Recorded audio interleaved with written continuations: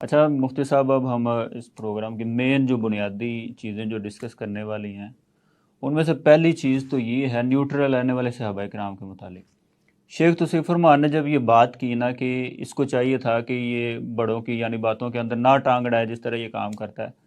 تو انہوں نے کہا کہ اس کو کہنا چاہیے تھا کہ میں نیوٹرل رہتا، یعنی نیوٹرل رہنے والے جو ہزاروں صحابہ کرام ہیں ان کے اندر اس کو اپنا شمار کرنا چاہیے تھا، لیکن اس نے کہا کہ میں تلوار ان کے خلاف اٹھا لیتا۔ تو مرزا جی نے اس کے اوپر بڑا شور مچاتے ہوئے انہوں نے کہا کہ میں کس دلیل کی بنیاد پر، کس حدیث کی بنیاد پر نیوٹرل رہتا۔ تو کیا آپ کے پاس کوئی ایسے دلائل موجود ہیں کہ ہمیں آج بھی یہ خواہش رکھنی چاہیے کہ ہم اس دور میں ہوتے تو نیوٹرل رہتے؟ جی دیکھیں، جب یہ بات مرزا صاحب کو بھی تسلیم ہے اور وہ اپنے لیکچر میں مان چکے ہیں کہ کئی ہزار صحابہ پہاڑوں پہ چڑھ گئے اور وہ ان جنگوں میں شریک نہ ہوئے۔ اکثر لوگ تو جنگ صفین اور جنگ جمل میں ہی جو ہے وہ پہاڑوں میں جا کے بیٹھ گئے تھے، 30-40 ہزار صحابہ کرام نیوٹرل ہو گئے تھے۔ اکثر لوگ تو جنگ صفین اور جنگ جمل میں ہی جو ہے وہ پہاڑوں میں جا کے بیٹھ گئے تھے، 30-40 ہزار صحابہ کرام نیوٹرل ہو گئے تھے۔ اکثر لوگ تو جنگ صفین اور جنگ جمل میں ہی جو ہے وہ پہاڑوں میں جا کے بیٹھ گئے تھے، 30-40 ہزار صحابہ کرام نیوٹرل ہو گئے تھے۔ اکثر لوگ تو جنگ صفین اور جنگ جمل میں ہی جو ہے وہ پہاڑوں میں جا کے بیٹھ گئے تھے، 30-40 ہزار صحابہ کرام نیوٹرل ہو گئے تھے۔ تو ہم پوچھتے ہیں کہ جب اتنی کثیر تعداد صحابہ کی اس کے اندر شریک نہیں ہوئی تو کیا وہ بغیر دلیل کے شریک نہیں ہوئی؟ کیا وہ سب غلط تھے اور سب نعوذ باللہ گمراہ تھے؟ نعوذ باللہ من، یہ بھی ان کی رافضیت ہے۔ اور دوسری بات یہ ہے کہ جب امام ابن سیرین رحمہ اللہ اور بعض مورخین نے یہ بات لکھی ہے کہ صرف تقریباً 30 صحابہ دونوں طرف اس جنگ میں شریک ہوئے، دونوں طرف سے صرف تقریباً 30 صحابہ، اور دوسرے مقابلے میں ہزارہا صحابہ، تو ہزارہا صحابہ کی بات معتبر ہوگی کہ صرف 3 کی بات؟ اور دیکھیں اس کے کئی دلائل بھی ہیں، عقلی بھی یہ دلیل ہے اور نقلی دلائل بھی ہیں۔ یہ صحیح بخاری کے اندر حدیث موجود ہے کہ اسامہ بن زید رضی اللہ تعالیٰ عنہ رسول اللہ صلی اللہ علیہ وسلم کے جو بڑے چہیتے تھے، اور آپ جس طرح حضرت حسن و حسین رضی اللہ عنہما سے پیار کرتے تھے نا، اسی طرح ان اسامہ بن زید رضی اللہ عنہ سے بھی پیار کرتے تھے۔ اور بخاری میں یہ بات ہے کہ آپ کہا کرتے تھے اللہم انی احبہما فاحبہما۔ آپ نے حضرت حسن اور حضرت اسامہ کو بٹھایا اور کہا کہ اللہ میں ان سے محبت کرتا ہوں دونوں سے، اے اللہ تو بھی ان دونوں سے محبت فرما۔ اور وہ بات معروف ہے کہ جب غامدیہ قبیلے کی عورت نے چوری کر لی تھی تو اب سفارش کی سوچ آئی، تو انہوں نے کہا کہ کون ہے جس کی بات کو حضور موڑ نہیں سکیں گے، یعنی سب سے زیادہ آپ کس کی بات قبول کریں گے؟ تو انہوں نے کہا اسامہ ایک ایسی شخصیت ہے کہ حضور کو اس سے اتنا پیار ہے کہ وہ آپ ان کی بات نہیں موڑیں گے۔ اس کا مطلب حضرت اسامہ رضی اللہ تعالیٰ عنہ بڑی عظیم شخصیت ہے اور رسول اللہ صلی اللہ علیہ وسلم کے بڑے محبوب تھے، اور حتیٰ کہ آپ حضرت زید کو اپنا بیٹا جو بنایا تھا تو یہ بیٹے کے بیٹے گویا کہ ایک لحاظ سے یہ آپ کے پوتے بھی لگتے تھے، اس اعتبار سے اگر دیکھا جائے تو نواسے اور پوتے۔ تو حضرت اسامہ رضی اللہ تعالی عنہ بھی اس جنگ میں شریک نہیں ہوئے، ٹھیک ہے، نیوٹرل نیوٹرل رہے۔ ان کی روایت دیکھیں، یہ صحیح بخاری کے اندر موجود ہے۔ صحیح بخاری کے اندر حضرت اسامہ رضی اللہ تعالی عنہ نا حرملہ اپنے مولا اسامہ جو اپنے غلام ہیں ان کے، حضرت اسامہ کے غلام حرملہ، ان کو بھیجتے ہیں کہ جاؤ حضرت علی رضی اللہ تعالیٰ عنہ کے پاس جاؤ اور ان سے کوئی چیز مانگی، کوئی مال یا وہ کچھ مانگا۔ اس کی وضاحت آگے آ رہی ہے۔ تو پھر ساتھ کہا کہ جب تم مدینے سے کوفہ جاؤ گے حضرت علی رضی اللہ سے کچھ مانگو گے تو وہ میرے بارے میں سوال بھی کریں گے کہ اسامہ جنگ میں کیوں نہیں آئے، میری طرف سے لڑے کیوں نہیں؟ صحیح۔ تو وہ پوچھیں گے ما خلف صاحبہ کا،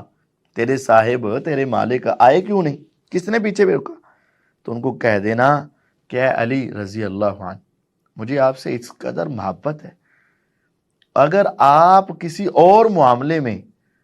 اتنا مشکل وقت آ جائے کہ آپ لو کنت فی شدق الاسد لأحببت ان اکون معک فی، اگر آپ شیر کے منہ میں بھی ہوں، یعنی آپ کے اوپر ایسا وقت اللہ نہ کرے اگر کوئی مشکل آ جائے کہ شیر کا آپ کے اوپر حملہ ہو اور اس نے آپ کو اپنے منہ میں لے لیا ہو، اور اس وقت انسان گھبرا کر پریشانی کے عالم میں جب بھاگ جاتے ہیں نا، میں اس وقت بھی آپ کا ساتھ دوں گا اور آپ کے ساتھ کھڑا ہو کر آپ کی مدد کروں گا، لیکن موت کے وقت بھی آپ کا یعنی ہاں موت کے وقت بھی، جب موت نظر آ رہی ہو اس وقت بھی میں آپ کا ساتھ دوں گا، لیکن ھذا امر لم اراه، یہ جو آپس کی جنگ ہے نا، یہ آپس کا اختلاف ہے، میں اس کو صحیح نہیں سمجھتا، اس وجہ سے میں نیوٹرل رہتا ہوں۔ کہ حضرت اسامہ رضی اللہ عنہ نے مدینے سے حرملہ کو کوفے میں جو کچھ لینے کے لیے بھیجا نا، حضرت علی رضی اللہ تعالیٰ عنہ نے پھر ان کو دیا ہی نہیں، فلم یؤتنی شیئا، انہوں نے مجھے پھر کچھ نہیں، یعنی وہ غصے ہوئے ہوں گے، کچھ نہیں دیا۔ پھر کہتے ہیں میں حضرت حسن حسین اور ابن جعفر عبداللہ بن جعفر رضی اللہ کے پاس گیا، تو پھر میں نے ان کو جا کر کہا کہ اسامہ، ان کے آپس میں ذرا دوست بھی ہوں گے نا بچپن کے، وہ آپس میں اکٹھے کھیلتے بھی رہے ہوں گے، تو ان کے پاس جا کے میں نے کہا جی حضرت اسامہ کچھ مانگ رہے ہیں، فَأَوْكَرُوا لِي رَاحِلَتِي، پھر انہوں نے میرے سواری پر جتنا بوجھ لادا جا سکتا تھا نا غلے وغیرہ کا، وہ لاد کر مجھے دے دیا۔ تو اس سے یہ بات بالکل واضح ہے، صحیح بخاری کی اس حدیث ہے کہ حضرت اسامہ رضی اللہ تعالیٰ عنہ حب رسول اللہ صلی اللہ علیہ وسلم تھے، اور وہ نیوٹرل تھے، اور وہ نیوٹرل رہنا پسند کرتے تھے، اور وہ آپس کی اس لڑائی کو ناپسند کرتے تھے۔ حضرت علی رضی اللہ کے ساتھ محبت اپنی جگہ پر تھی، لیکن ان کا ساتھ اس معاملے میں دینا انہوں نے پسند، یہ کوئی ایک والا نہیں، اور بھی بڑے والے ہیں، صحیح مسلم کے اندر موجود ہے، سیدنا سعد بن ابی وقاص رضی اللہ تعالیٰ عنہ، وہ ایسی عظیم ہستی، وہ کہتے ہیں کہ جب تک اسامہ ذوالبطین، جب تک وہ لڑائی نہیں کریں گے اس وقت تک میں بھی لڑائی نہیں کروں گا، یہ بھی ان کے ساتھ، یہ بھی ان کے ساتھ ہی نیوٹرل رہ گئے۔ تو اس کا مطلب ہے کہ تو اسامہ اس لڑائی میں نہیں گئی، نیوٹرل رہے، تو حضرت سعد بن ابی وقاص رضی اللہ عنہ بھی کیا رہے، نیوٹرل رہے، اشرم بشرم صحابی، اور یہ کوئی معمولی صحابی نہیں ہے، آپ علیہ الصلوۃ والسلام نے ان کو یہ فرمایا ہوا تھا، ارم فدا کا ابی و امی یاسا، سعد تم کافروں پہ تیر چلاؤ، میں محمد صلی اللہ علیہ وسلم کے ماں باپ تیرے اوپر قربان ہو جائے۔ اشرم بشرم میں ہیں، بدری صحابی ہیں، بدری صحابی۔ اور اس سے آگے دیکھیں ابو داود کے اندر ابو موسیٰ اشعری رضی اللہ تعالیٰ عنہ، عظیم الشان صحابی جنہوں نے تحکیم کی ہے، ابو موسیٰ اشعری رضی اللہ تعالیٰ عنہ، ان کا فرمان کیا ہے یہ سن لیجئے۔ یہ بھی نیوٹرل تھے، ہاں، انہوں نے حدیث سنائی ہے کہ رسول اللہ صلی اللہ علیہ وسلم نے فرمایا تھا کہ ان بین یدی سعد فتنا کقطع اللیل المظلم، قیامت سے پہلے بڑے فتنے آئیں گے اندھیری رات کی طرح، بندہ صبح کافر ہوگا، رات کو مسلمان، رات کو مسلمان ہوگا، صبح کافر۔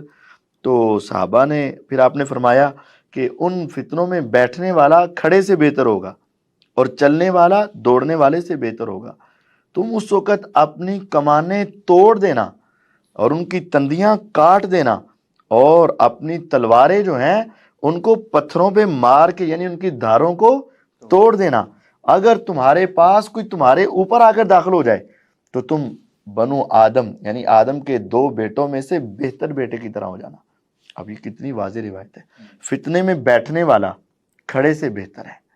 اور کھڑا ہونے والا دوڑنے والے سے بہتر ہے، اور پیدل چلنے والا دوڑنے والے سے بہتر ہے، یعنی جتنا پیچھے ہو جاؤ گے اتنے بہتر ہو جاؤ گے۔ اور اپنی تلواریں توڑ دو، کمانیں توڑ دو، تندیاں توڑ دو، پتھروں پہ مار دو۔ اس کا مطلب کیا ہے؟ تلوار پکڑ کے کھڑے ہو جاؤ، اس کا مطلب ہے کہ تم نیوٹرل رہنا، اس کا مطلب یہ ہے کہ اس وقت تم نے جنگوں میں شرکت نہیں کرنی ہے۔ اور اگر آپ ابن ماجہ کے اندر روایت دیکھیں تو ایک بڑے عظیم صحابی محمد بن مسلمہ رضی اللہ تعالیٰ عنہ، ان کی حدیث ہے، یہ بدری صحابی ہیں،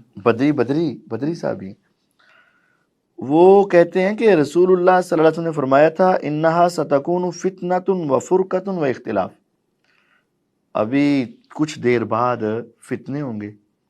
فرقہ واریت ہوگی اور اختلاف ہوگا، تفرقہ پڑ جائے گا، اختلاف ہوگا۔ فَإِذَا كَانَ كَذَلِكَ، اے محمد بن مسلمہ یاد رکھنا جب ایسا وقت آ جائے، فَأْتِ بِسَيْفِكَ أُحُدًا فَاضْرِبْهُ، اس وقت تو اپنی تلوار لا کر احد پہاڑ کے اوپر مار دینا، حتیٰ ينقطع، حتیٰ کہ تیری تلوار ٹوٹ جائے،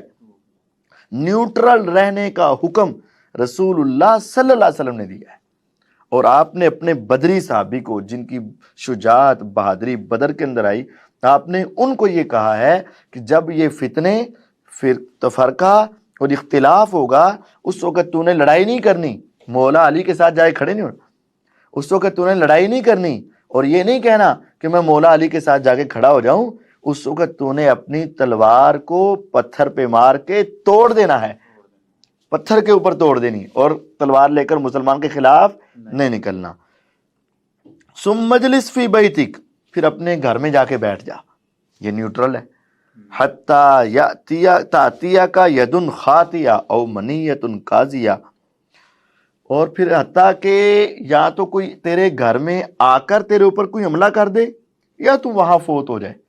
تو نے باہر نکل کر کسی کا ساتھ نہیں دینا، نیوٹرل رہنا ہے. اور پھر آگے وہ کیا کہتے ہیں، فقد واقعت، محمد بن مسلمہ رضی اللہ عنہ فرماتے ہیں کہ وہ وقت میری زندگی میں آ گیا. وفعلت ما قال صلی اللہ علیہ وسلم، اور پھر میں نے وہی کیا جو رسول اللہ صلی اللہ علیہ وسلم نے مجھے کہا ہوتا. یعنی یہ نیوٹرل رہنے کا حکم صحابی بھی سمجھ رہے ہیں. یہ کس کا تھا؟ نبی علیہ السلام کا. تو مرزا صاحب کا یہ کہنا کہ کس دلیل کی بنیاد پر میں نیوٹرل ہو جاؤں، اسے کو یہ ابن ماجہ کی حدیث 3962 کی،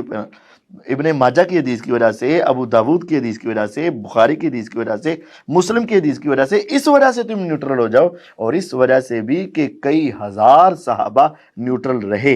اور یہ رسول اللہ صلی اللہ علیہ وسلم کا حکم تھا. اور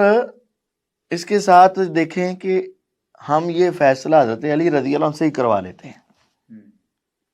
مرزا صاحب کہتے ہیں نا کہ کس دلیل کی بنیاد پر میں ان کا ساتھ دیتا، میں نیوٹرل رہتا، کس دلیل کی بنیاد پر میں ان سے الگ رہتا، تو وہ تو ہم نے آپ کو بخاری کی حدیث پیش کر دی ہے، مسلم کی حدیث پیش کر دی ہے، ابو داود کی حدیث پیش کر دی ہے کہ بدری صحابہ سعد بن ابی وقاص رضی اللہ عنہ، اسامہ بن زید رضی اللہ عنہ، ابو موسیٰ اشعری رضی اللہ تعالیٰ عنہ، محمد بن مسلمہ رضی اللہ تعالیٰ عنہ، یہ سارے نیوٹرل تھے اور نیوٹرل رہنے کی حدیثیں بیان کیا کرتے تھے. اب یہ فیصلہ ہم حضرت علی رضی اللہ عنہ سے کروا لیتے ہیں. ابو داود میں ہے 4666 کے اندر کہ حضرت علی رضی اللہ تعالیٰ سے جب پوچھا گیا نا کہ آپ جو یہ جمل اور صفین میں لڑائی کر رہے ہیں، یہ آپ کسی دلیل شرعی کی بنیاد پر کر رہے ہیں یا اپنی رائے سے کر رہے ہیں؟ یعنی آپ جو ان کے ساتھ خلاف نکلے ہیں، کوئی قرآنی نص ہے آپ کے پاس یا حدیث کی نص ہے یا حضور صلی اللہ علیہ وسلم کی آپ کو کوئی وصیت ہے، اس کی بنا پر لڑ رہے ہیں یا اپنی رائے کے ساتھ؟ تو کیا جواب دیا انہوں نے فرمایا میں اپنی رائے کے ساتھ ان سے لڑ رہا.